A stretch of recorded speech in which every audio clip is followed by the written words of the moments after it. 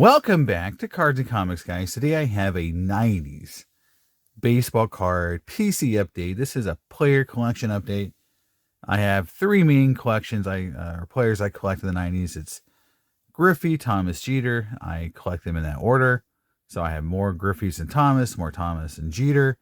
But we're starting here today. We're going to come out swinging right off the bat with a cool Derek Jeter card. First card isn't as cool as the second one, but stay tuned. The second one is a really cool card. But this is the Milestones Refractor. This is doubles, and the doubles was numbered out of 500 in this 99 Finest. So there was multiple categories of milestones that were created, and this one was the shortest printed. So 500 was the shortest print. There is a lot of subset insert refractors in 99. You've got the team cards. There's just 3 or 4 different subsets with refractors with different print runs. So they kind of went all in on the refractor idea. And plus you had the gold refractors on the main set, which I don't actually have the Jeter. I have a Thomas and I have 2 Griffeys, but I don't have an actual Jeter gold. So that would be a good PC card for me to pick up. But here is the 99 Finest Milestones Jeter in a 9. And this is PSA 9. So for me, it's a perfectly good grade. I'm not a 10 chaser. Now, next card, pretty awesome. I picked it up with my buddy Andy at Indie Card Exchange when I was back home in Indiana. For those that know, here it is. It is the totally certified from 97, the Platinum Gold. And what makes the Platinum Gold cool, besides that cool effect? You got both gold and platinum or silver on the card. You got this kind of ring effect. Wow. These cards are numbered out of 30. There you go. That is, I know we got some shine on the card, but 24 of 30. So there you go. These cards are super rare. Now, it's so cool to go back and look at some facts. So, I went back and looked at the set odds. So this set was not printed a whole lot. If you just look at the odds, the Platinum Golds were 1 in 48 packs. The boxes were 16 cards a pack. So every third box, you would get one of these cards. Doesn't seem that rare. In fact, compare it to a 97 Finest embossed, which you have to open like, I think the odds are something like I think it's even harder than the one in one case. So like, it's a much harder card to pull than this card, but this is card numbered to 30. It just shows you how short printed that totally certified set was. And, I have not, there's tons of backdoor cards out there.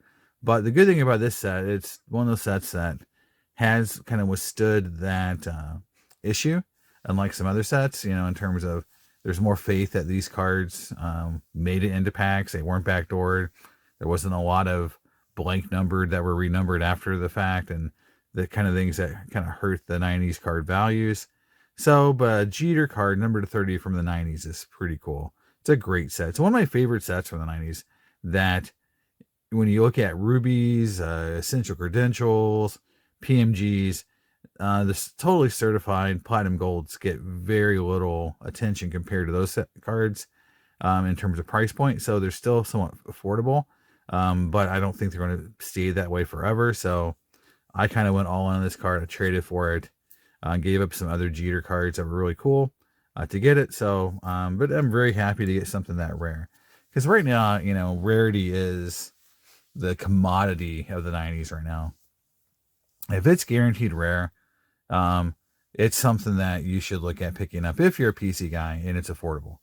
I just feel like the 90s are starting to shake out a little bit, where the truly rare cards that don't have a lot of issues like baggage, backdoored and renumbered cards and those kind of things are becoming very, very, very popular. You're seeing it across the board. Sales on some of the rare cards are just going up and up and up, even for the non-Griffey players. So, there is some parity, cards that maybe not as rare as we thought, or they come up for auction every month or so.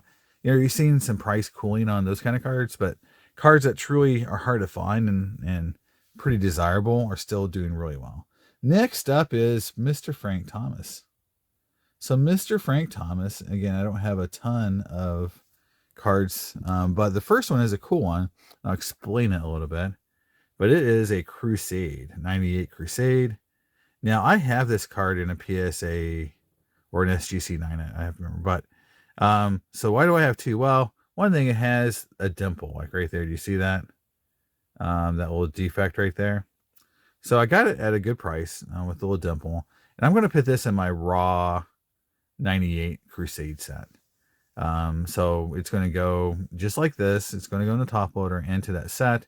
And I've heard some people say you can remove that defect or whatever. I mean, to me, it's just, I've got this card in higher grade. So, and it's cool to have this card in the actual set, in that binder, because I would love to have a full complete binder set of 98 Crusade to show off to people. That would be really cool. So here's the Thomas. It is numbered 146 to 250. But these little dimples or these kind of defects are somewhat common along with print lines. So, but it was a card to pick up for that set purpose. Next up is a card that is, to me, it's the closest we're going to get to jambalayas that were issued in packs at the time period.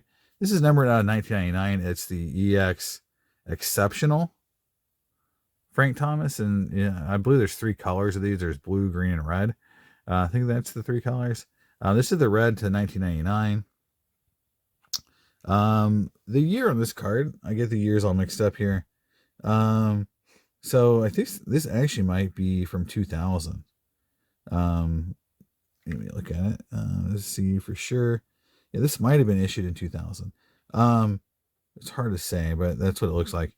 But you got to remember, they did not issue jambalayas for baseball cards, or football cards, because I think the term jambalaya was designed to kind of stick with NBA jamming the ball. Like it was a term, I think, for basketball cards, and now they've crossed over into all other sports. But at the time, but this card was designed to be very similar to it. You've got that die cut, that kind of Dufexy or 3D background. So this card is as close you're going to get. Definitely not as rare, but it was a cool pickup, and it wasn't very expensive at all. And last but not least is a set that I've been really talking a lot about. It's a cool set. It's a set that has some, kind of their answer to, it was Donruss's answer to the 97 Finest, I think. It's the 97 Leaf Limited, and this is the fabric of the game. And so this card right here has kind of a texture to it. I'm trying to think. This material is, it's either wood or I forget. They have like 3 or 4 different textures. This is numbered out of 500. It's number 69 giggity out of 500. So it's a cool card. It's numbered. It's super cheap. Like, again, you can run into these cards even on the Griffey side and get them pretty cheap, even though they're numbered to 500. But again, I think this is a wood fabric of the game. They had different materials. They made the cards or made them look like different material, like leather, wood, which is very similar to what Leaf did in other sets. So it makes sense. But yeah, this is sort of Donruss's answer, because you remember in the other set, you've got cards that, the base set, you've got the cards that look like the exposures, which look like refractors, like this card right here, right? So that's from the same set. So that's their version. That's the counterpart refractor, basically a refractor. So, they were under pressure, to be creative, and this card was sort of out of that pressure. And I really think it's cool. It's it's low numbered, so it's a cool card, and it's super duper cheap, honestly. All right, moving on to Griffey. Now we'll start here with the raw cards. The first card really isn't even a 90s card, so it's a little misnamed. It's from 2021, and it's a Stadium Club insert, but it's a Stadium Club refractor, and I just love that they did this classic design as a refractor, even in 21. Again, this is like doing retro sets really cool. It's a new photo. And of course, if this card was autographed on card, this would be a really nice card. So they sometimes do nostalgia too much. And obviously with the recent Breakers to Light and the Legend autos out of Chrome, people are upset. The Griffey auto that's in there is only in that one product, and it's a really cool card. But throughout the years, they made really cool retro cards at Griffey, and this is just one I picked up, and it was honestly pretty cheap. But it was just fun to pick up. Next up is an interesting card. Again, this is I believe from 96, and it's Stadium Club, and it's the Extreme Winners card that you would send in. This is the silver, right? So there was 3 levels to here. You had bronze, silver, and gold. And I showed off on my last update. I had bought a gold, and I had graded. But we came back a 7 or an 8, and that card's pretty rare because you were supposed to send these in. There is, everything you're supposed to fill out and send these in if you wanted to win the extreme cards. And again, the extreme cards, for those who don't know, and again, I got one right here just because I was actually going to send some in for grading. So I've got the gold, what the actual gold card looked like right here. Remember, this is, so to get this card, you had to send in that winner card, and this is kind of the big prize card. And again, they're crazy. They're bigger than actual base cards. If you just compare them, you can see how much bigger it is. And the silver, which this card would have won, doesn't have this border, and it doesn't have that tint to it. Again, it's silver looking. But again, this is kind of the kind of card you would have won with these inserts or these kind of contest cards. So it was cool to have, the actual send-in card that you would got in the pack. And so I've got all 3. I've got the bronze, silver, and the gold. So that was pretty cool to pick that up. Okay, this card is related to a card I picked up at the National. So it's from 99 Ultimate Victory, and this is the base parallel, right? So there's 2 parallels in the set. You got, they call this the rain parallel because I guess it looks like raining in the background. It's just a really nice parallel. And I just bought this card. It was in very cheap.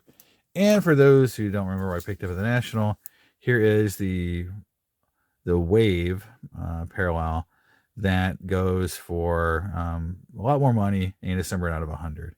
You can see that numbering right on the front right there, 90 out of 100.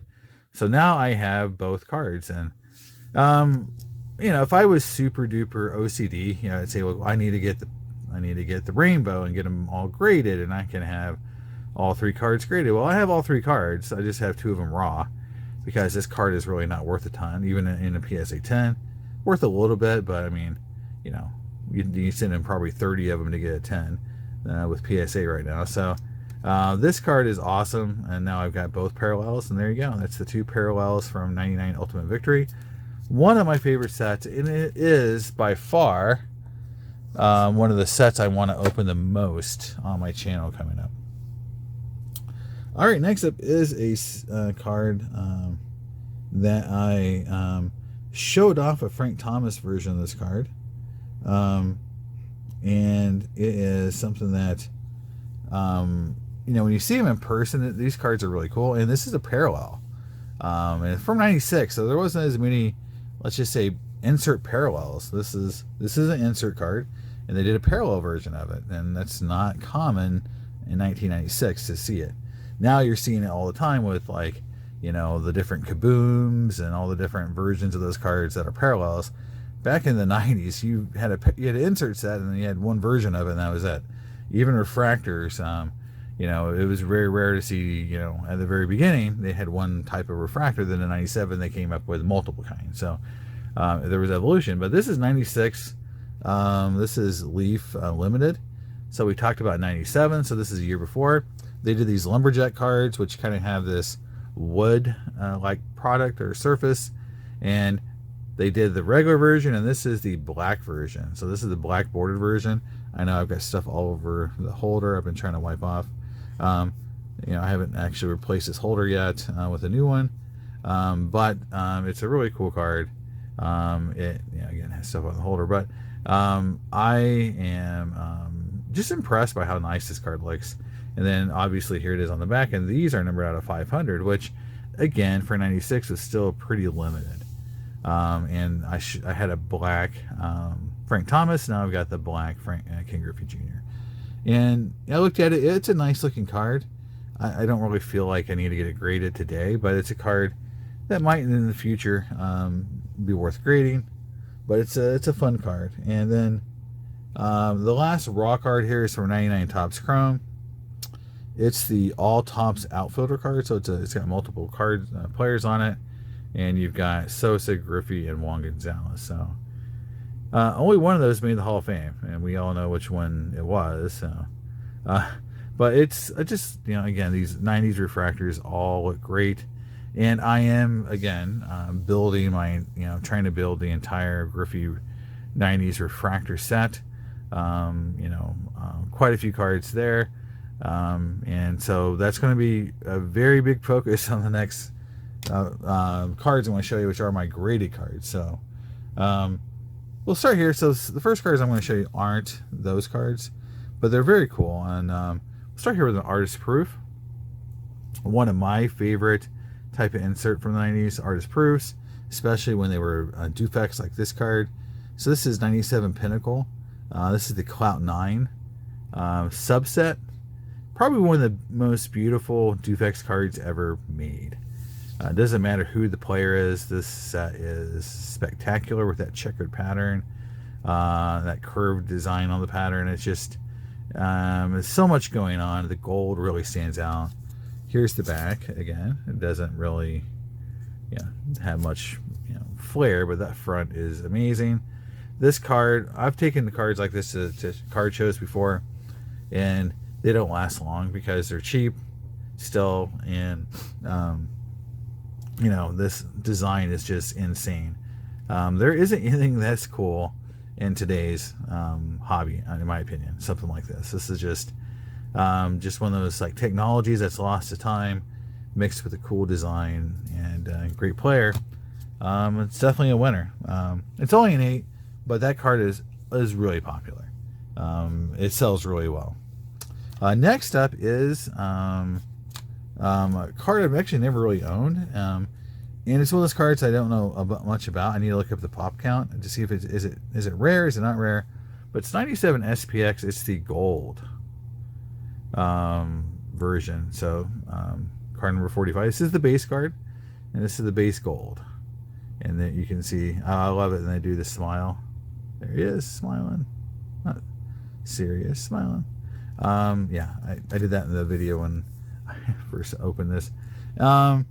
You can see the back is very tinted and dark with that gold. So they made this set look really different, which I appreciate. When you look at the front, and you look at the back, it looks really different than the actual base set. So that's awesome. It's a mint 9, and it's a cool card. You don't see it every day, but it's not, one of those $1,000, parallel sets. It's just a cool card. Next up is a card that I find ironic now that I picked it up. It's the 98 Bowman's Best Mirror Image, or sorry, I say mirror image. So they got rid of the mirror image set and did the fusion, but it's a similar concept. It's like you got a veteran on the front, and you've got a rookie on the back. The mirror image would they have on the front, like they'd have two players. They'd have, Griffey, here and then or here, and then they'd have the young player, and then they had inverted versions, and so it was complicated. This version of it, you've got the base, and I'm not sure if they were supposed to be connected, like you were supposed to like take all the set and kind of combine them into one mega card or something. I don't know what that die cut, was supposed to, do. But they have these die cuts and they kind of fit together, but I'm not sure that's what you were supposed to do with them. There's two parallels. You've got the refractor out of 1,000, and then you've got the atomic refractor to 25, I believe, which are some of the most desirable refractors in the hobby. Basketball are crazy expensive, and so baseball has kind of followed suit.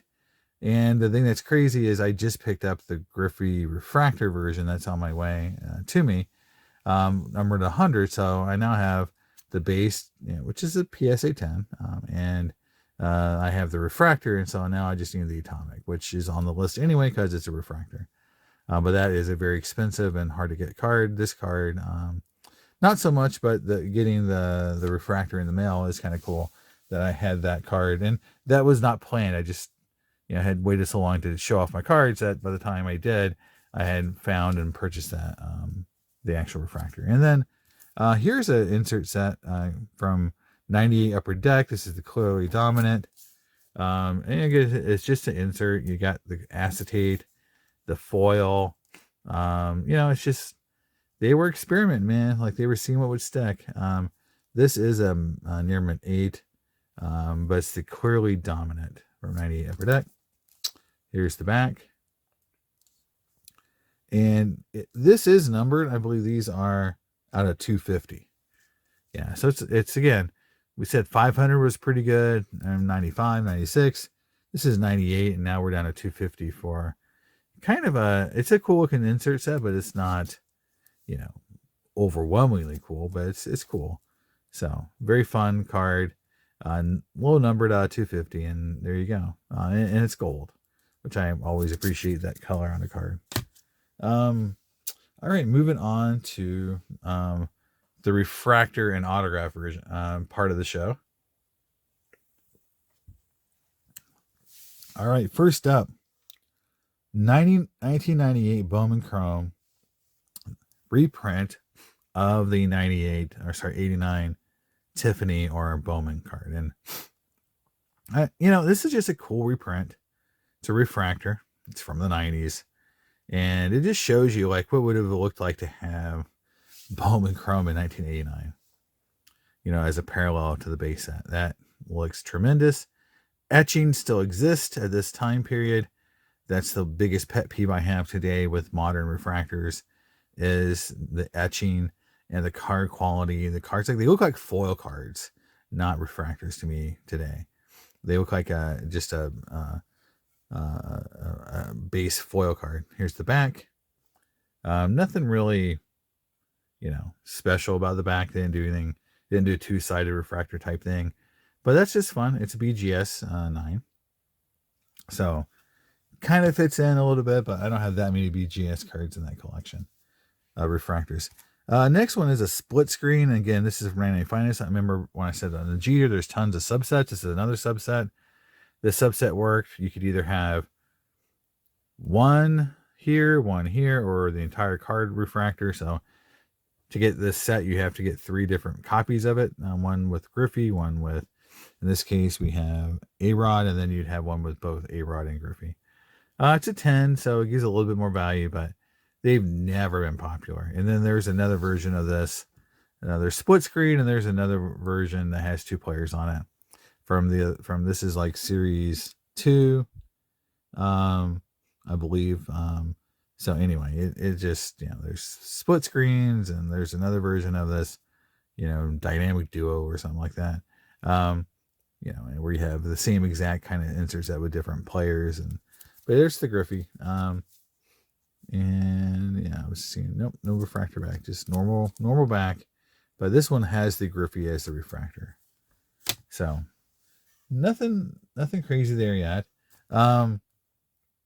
Here is, like we had the Jeter, here is a Griffey milestone card from the 99 Finest set. So our second 99 Finest refractor. This is RBIs. And you can see this card is numbered out of 1400. So beforehand, the Jeter was a 5. This is to 1400. So you can see how they were kind of mixing things up, doing some quirky stuff. I'm not sure where they got 1400 at, but that's what it is. Gem at 10. So you've seen a little bit more 10s, 2 10s in a row in my collection. That's very abnormal. I'm not a huge chaser grades, as this next card is going to show you. I picked this card up because it's crazy. It was sold so cheap. This is a second copy, but hey, I pick it up. If if you get a Griffey 95 Bowman's best refractor that's selling $100, or whatever it sold for, I think it was close to $100 something. To me, it's a very early refractor from a very attractive set. Even though it's an 8, it's not in that high end grade. It's still awesome looking. I still love this card, so I went ahead and grabbed it, and it's my second copy. Again, there's the back, but it seemed like it was too cheap for a base Griffey refractor. All right, next up is some cards stuck together. This card is 96. Sorry, this is just the base refractor, 96. As I build the Griffey 90s refractor set, some cards are just basic. Sometimes they're just the base refractor, and sometimes they're hard to find. Compared to the insert. So this card, I tracked down. It's a it says refractor there. It's just a really nice representation, of this card, what it looks like. Nothing. It's not a 10. It's a base refractor, but it doesn't come up for auction every day. So I finally snagged it. Next up is kind of the sister card for 95 Bowman's Best. This is the they call it it's a card later in the set, and it has 2 players on it, just kind of like we saw with Mirror Image. So again, Bowman's Best has always had some kind of cards like that, where you got a young player and a vet. So this is Griffey, and I believe it's Tim Salmon as the other player. Oh no, it's Todd Green. Wow, sorry. So there you go. And it is a refractor pattern. This is a card I really didn't know if they all looked like this, but then I looked and I Googled, and no, they do not all look like this. So it is theoretically a refractor insert. It's super cheap. No one knows really that much about it. In terms of like hobby, it's not got a lot of publicity. So when you show it off, no one's going to be like, oh my God, you got that card. This is one of those kind of like forgotten refractors. Some people don't even call it a refractor because of the pattern. Some refractor snobs, they do exist. So I grabbed that one, and again, it was super cheap. I think this is the last refractor here. 96 Finest Mystery. So this came Topps Mystery Finest. So this came out of a box of Topps. So they did refractor inserts from Finest. So again, they were really using the Finest moniker to create these inserts for the base Topps brand. So there you go. And this one, says Outfield Power, but it's part of the Mystery Finest set. It's a beautiful card, and these are not numbered. So, and it's from 96. So you can see, not everything was numbered. Even Topps started that, closer to the end of the decade. You saw how they numbered 99 Finest, but 90 and 96, these were still not being numbered, or these were not numbered yet. So there you go. That is what that card looks like. Next up is the last 2 cards, and it's 2 autographs. First up here is the Arena Holograms. And this card has never been overly high on my list of Griffey autos because it's on the back. And so after my time on Carlos, and there was a suggestion made that you should look for this card. I went out and found this one because it's got a auto 10 grade, and I flipped it over, and this is an outstanding auto. They're numbered to 2500, but this, because it's a paint pen, can get super streaky. Griffey's got a thin autograph, right? He's got a lot of letters, very thin, so that makes it easy to streak his auto when he's signing in like a paint pen. This one does not have that streakiness or missing pieces or missing parts. It's beautiful. And it's one of those pure autos where, like, later in his career, he kind of shortened it a little bit. You can kind of see a comparison. It's a little more loopy, not as straight as it was back then. When he first broke in, or around that same time period. Just a really cool card. So there you go. There is my first Griffey auto of the day. And the card itself is kind of cool. But again, this is like a $5 card max. If it didn't have that Griffey auto, that auto looks amazing. Really happy with that when I got it in hand. And the last but not least is a card that I've talked about a little bit, and some shenanigans on price point, like last year on this card, especially the gold that comes up for sale. But it's SP Chirography. It is 1990. I believe it's, let me look at it here. 99, yeah, 99. So it's the last one of the decade. And here it is, and that's Griffey. And he was, you know, like this is again towards, when he went to the red. So like, it was cool to see they did this set with Griffey. A beautiful 10 auto. I don't care about this grade. This grade is actually, to me, a little bit more important. This card has had some shenanigans again to it. Honestly, I've seen some weirdness in this card in the past. So you have to be careful. But I looked it over and everything looked good. So, this is one of those cards where I've seen it cut weird. I've seen the auto look a little weird. It's just, a card that can be, maybe it can be easily counterfeited. I don't know.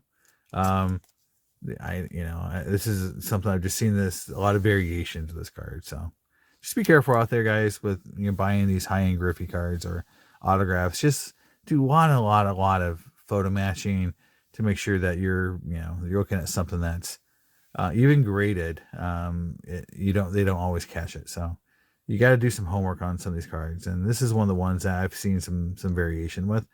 But I love it. It's my fourth auto I picked up a Griffey from the 90s this year.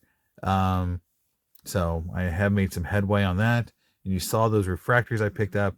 Those are, again, part of my set, of refractors I'm building.